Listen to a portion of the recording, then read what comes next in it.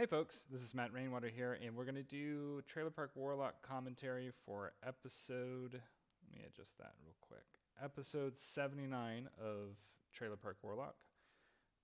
And where we last left off, right, we've discovered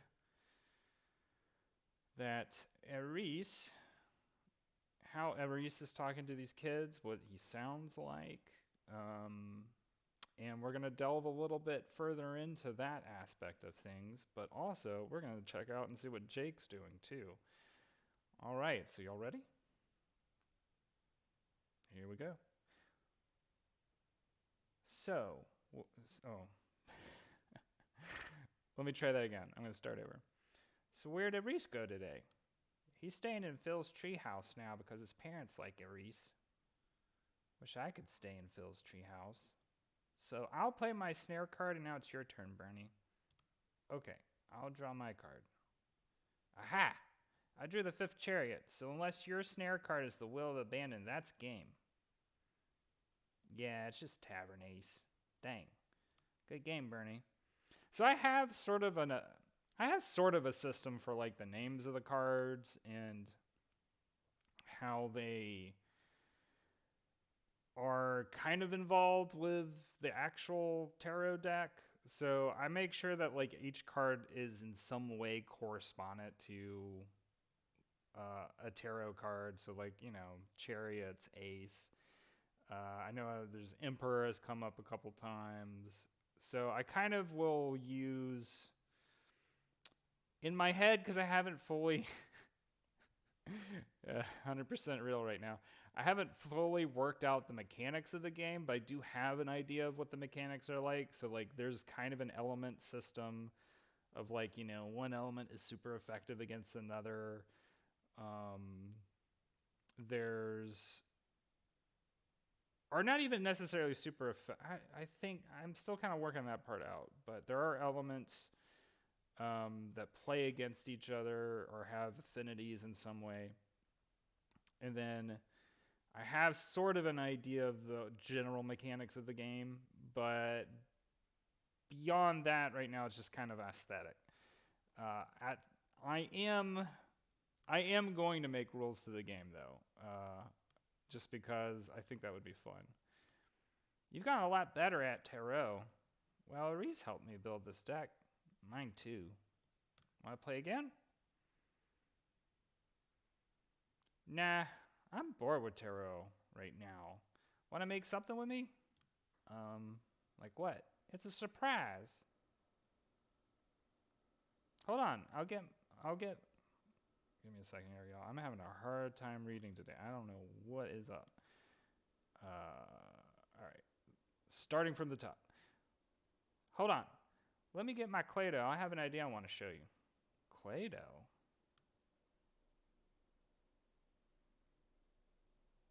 Trailer Park Warlock. The Hall of the Novahedron. Story and art, Matt Rainwater. Edits, Ethan LeBlanc. Color assistance, David Demerit.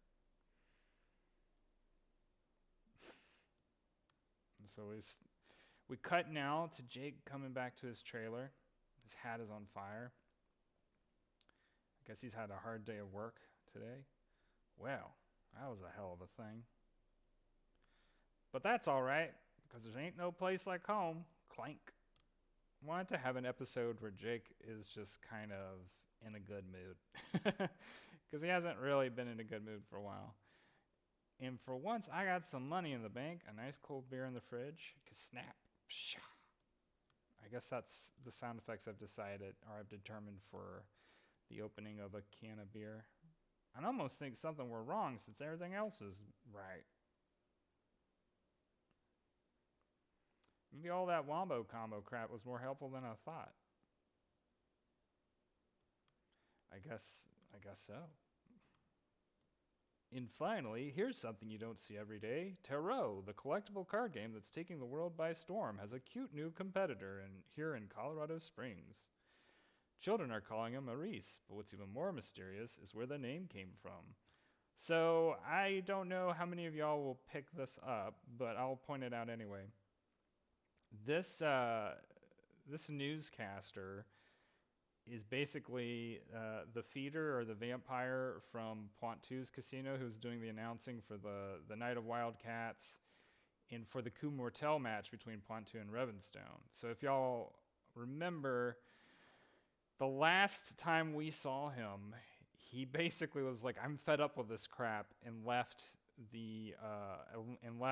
his job as announcer for that arena. So basically, the implication here is that he moved to the Colorado Springs area to become a newscaster.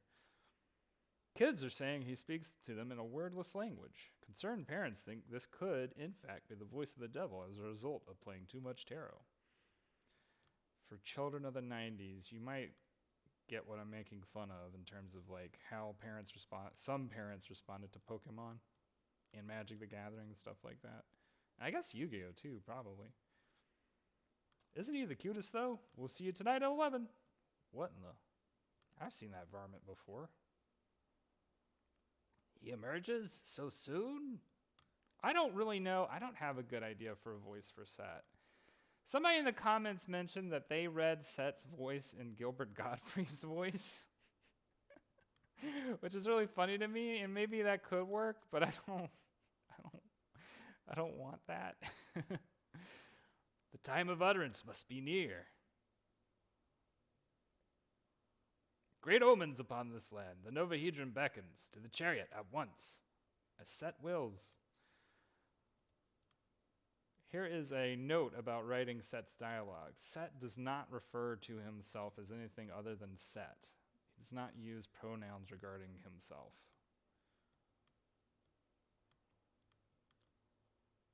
And conversely, Erees only refers to himself in plural pronouns such as we or us. Maybe I'll get him to talk to me. Something ain't right about that penguin. Go, click. Just get my jacket. Ah, damn, that's right. I need a new one. Creak. How about my old apprentice jacket? Huh. Surprised this thing still fits me. So yeah, I mean, I kind of wanted to have an excuse for Jake to try out some new. I've been kind of wanting to play around with his wardrobe a little bit. And it started out with the fact that I think some people didn't like him having a red hat for reasons that at this point are kind of passing us by and moving on. But I always like the combo of the red hat and the denim jacket and blue jeans. Blue jeans aren't changing ever. I don't think he's ever going to wear any other kind of pants other than blue jeans. But so this episode I'm kind of messing around with, okay, well, how about red jacket, blue hat? Because I do want the red, white, blue thing to kind of be like America. Because I feel like that's it's an aspect of his character design. Well, like Gran used to say, parents will pay an arm and a leg as soon as kids start hearing things. Creak. Darla, that you? We got ourselves a haunted penguin to catch. But another aspect of this jacket is that it is also a reference to a character design that I use in an older comic called Garage Raja. And in Garage Raja, there was a character named Reginald who had very similar hair to Jake, actually. Somewhat similar hair to Jake. Red hair, red oranges hair with mullet. But anyway, that is a reference to Reginald's jacket. Excuse us, but are you the one called Mr. Baker? Whose business is it? Our maker summons you. Please accompany us immediately without resistance. Well, how about you resist this, Buck? I like in this season that this is just like a really funny little character thing I've written for Jake where he just calls everybody Buck. And I think that started in season 2 because he refers to young Pointou as young Buck. And then carried it over into the second episode where he calls the Sprat Man Buck and it pisses off the Sprat Man. Hail! March, march, march, march, march, march. Did I miss my union dues again or something? March, march, march. Oh, Sorry, Mr. Baker. They weren't supposed to be that rough with you. Hee hee ha ha.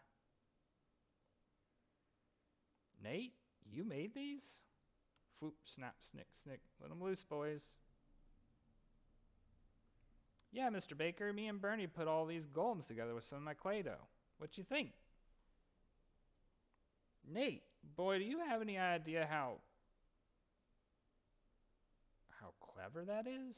I bet that low quality clay dough would dry up before those golems ever got out of hand. Never occurred to me to make a bunch of small ones. Good job, kid. Thanks. Baker. Me and Bernie decided to call them the Buddy Brigade after your old golem.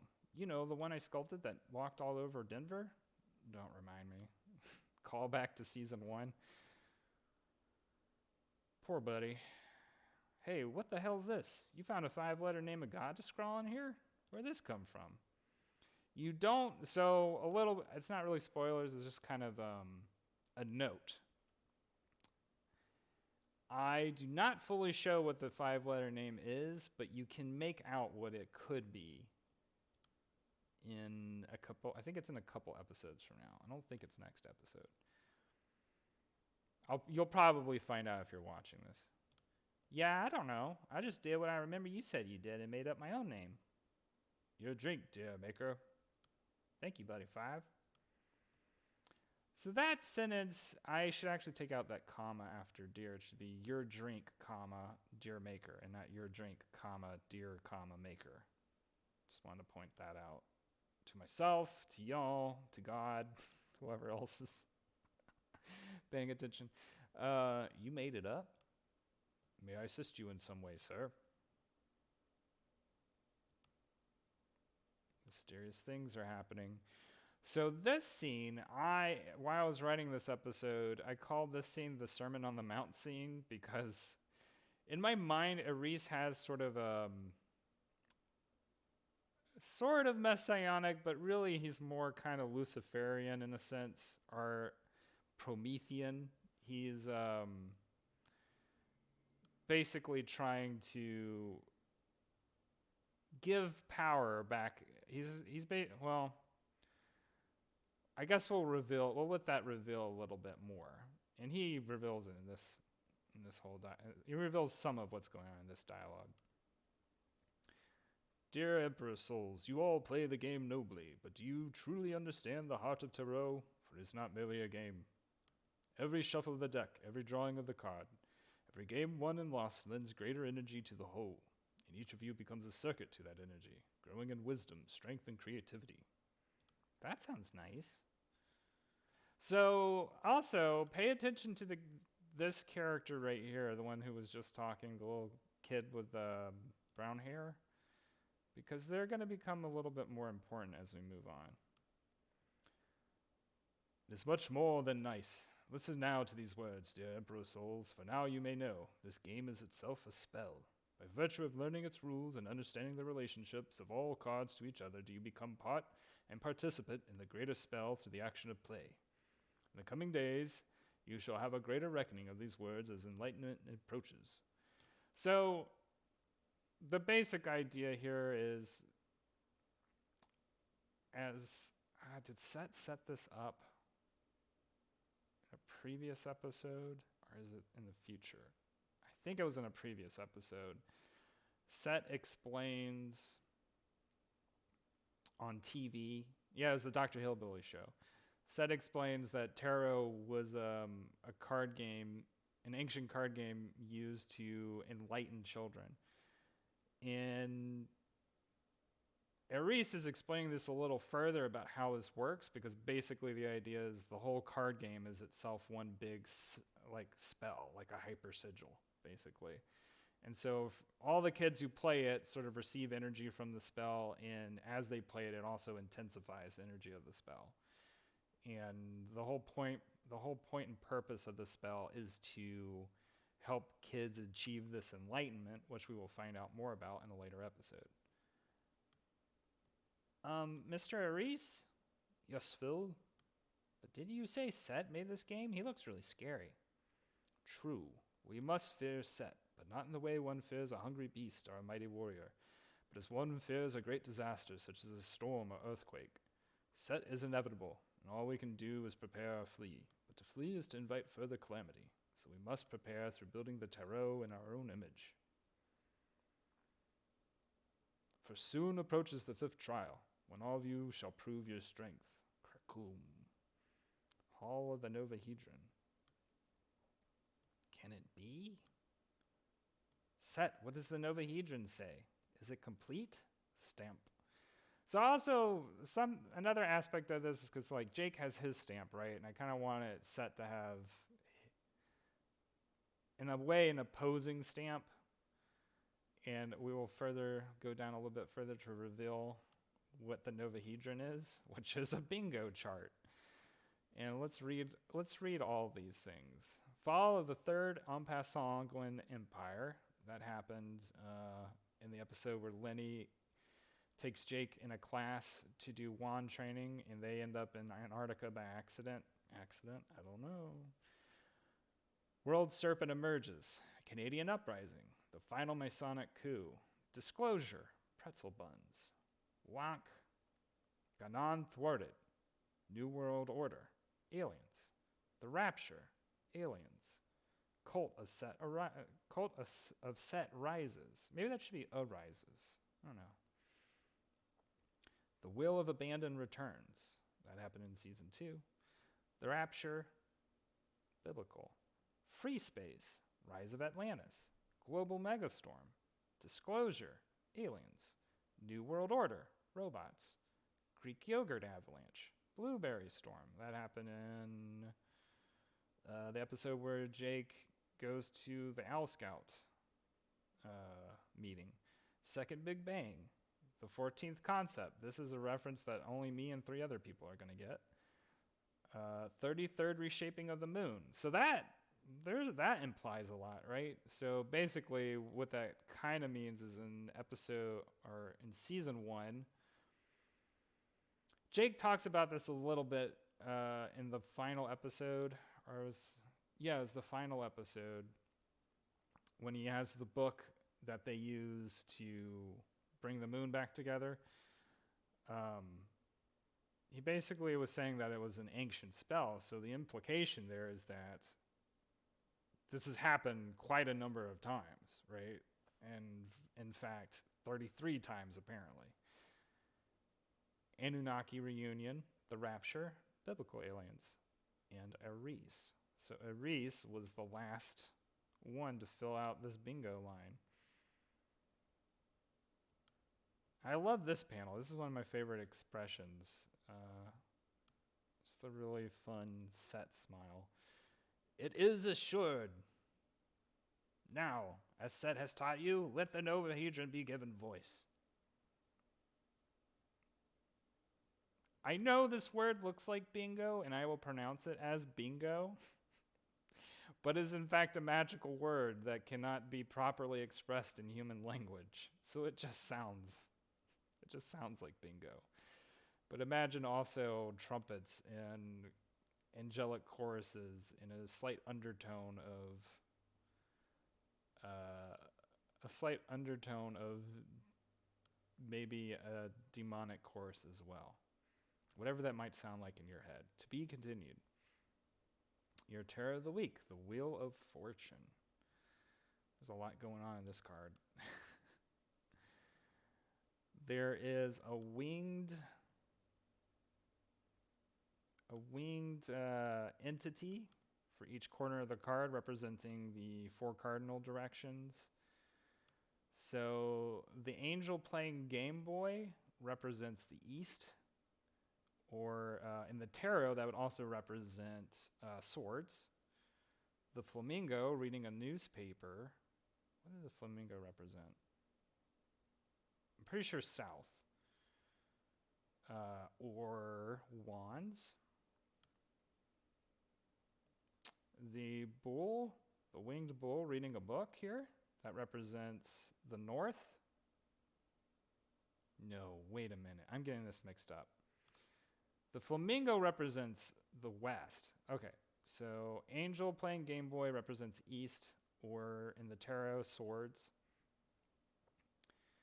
The flamingo reading the newspaper represents the west, or the okay. One more time, because I there's one part that I'm kind of forgetting here. The winged angel playing Game Boy represents swords, and cardinal direction is the east, and element is air. The flamingo represents the cardinal direction of the west. In the tarot, that's cups, and the element is water. The winged bull reading the book represents the north, which also in the tarot represents pentacles and represents earth. And then the winged lion, I guess just on Wikipedia or something, represents the south, which is also represents fire, or in the tarot, represents wands. There, we did it. With the rattlesnake with the gun, doesn't, I don't know, it's just there. And Set is just there, and the Sphinx is just there. The Sphinx, I mean, you know, is usually representative of mystery and uncertainty. The rattlesnake, you could say, represents danger, calamity. And Set, you know, furthermore representing uncertainty and chaos and discord, which is further the central motif, right, being the Wheel of Fortune. There, we did it. I wasn't sure if I could explain all that because I had to go back over the element stuff like 100 million times. So before I leave you, this is why I enjoy the tarot deck, and why I enjoy esoterica and occultism, because I like the idea of having singular images representing multiple concepts. So like I was just kind of telling you, with this card has a bunch of concepts all kind of like jammed into one space, right? I didn't even go over all the little symbols on the Wheel of Fortune. I'm not going to right now because it would take forever. But point being, I like this stuff because you can say a lot with very little. And of course, I'm also kind of devising a lot of my own symbols because, you know, I mean, you kind of have to put it together that a flamingo would represent, like, you know, I mean, you could put it together, a flamingo representing a water creature. Although a lot of people would say, oh, well, wouldn't the flamingo also be like fire or something because it's a hot pink? Well, I don't know. That's what I did. It represents water. And anyway, so that is that for today. And of course, there's the social media stuff.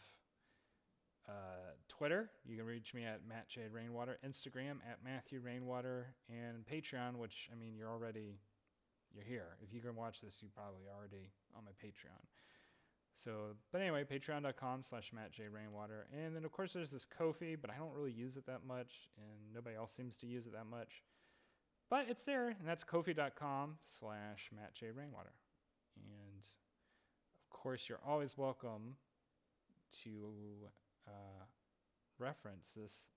If you share it on social media or whatever, #TrailerParkWarlock. Whew, that was a lot. But I had fun, y'all, and let's do it again. I will talk to y'all again soon, all right? Y'all have a good one. All right, bye.